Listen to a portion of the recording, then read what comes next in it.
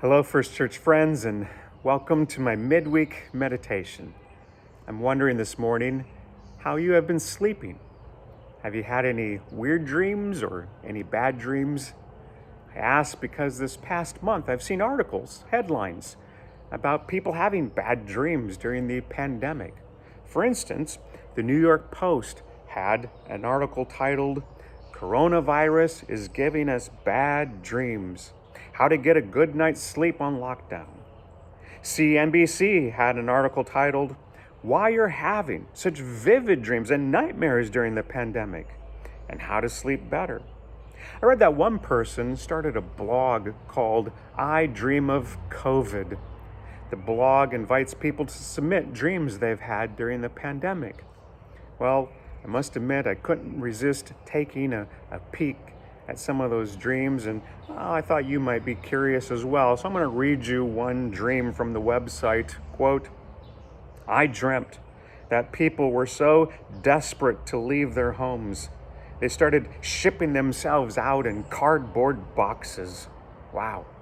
I wonder if I could ship myself to Monterey Bay. That would be really nice. I miss hearing the sound of waves." But the dream doesn't end there. It goes on to say, quote, "But the government," insert scary music, "but the government decided to disinfect all boxes, and people in boxes got stockpiled and some lost. Then I woke up." It's always nice to find yourself in bed after a scary dream, isn't it? Because people are having these bad dreams, all of the articles go on to give suggestions about how to avoid them. In one article I read, Dr. Shakur stated this, quote, "The best way to deal with this is to reduce the level of stress. My suggestion for everyone is to start with your thinking, with acceptance. You need to accept that this reality is outside of my control."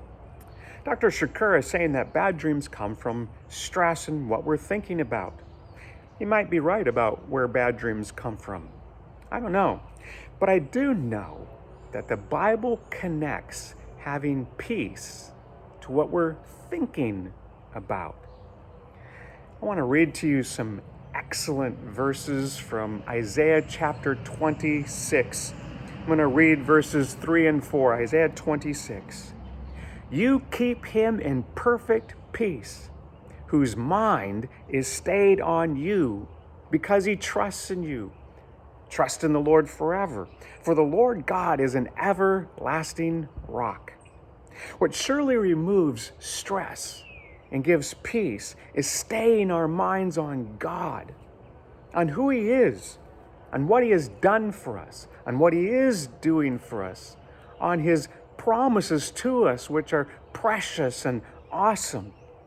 Isaiah reminds us that our God is an everlasting rock, which means he is a sure foundation we can stand on with confidence.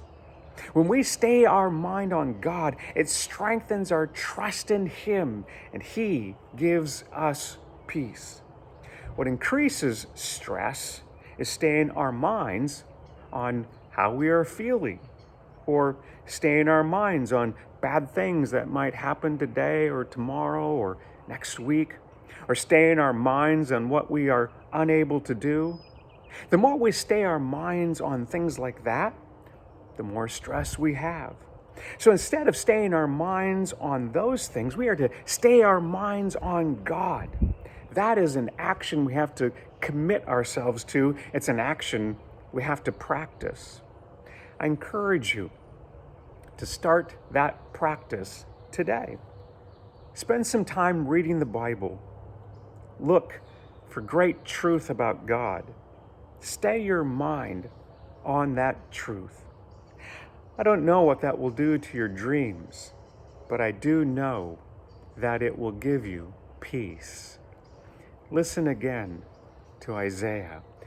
"You keep him in perfect peace, whose mind is stayed on you, because he trusts in you. Trust in the Lord forever, for the Lord God is an everlasting rock." Thank you for tuning in.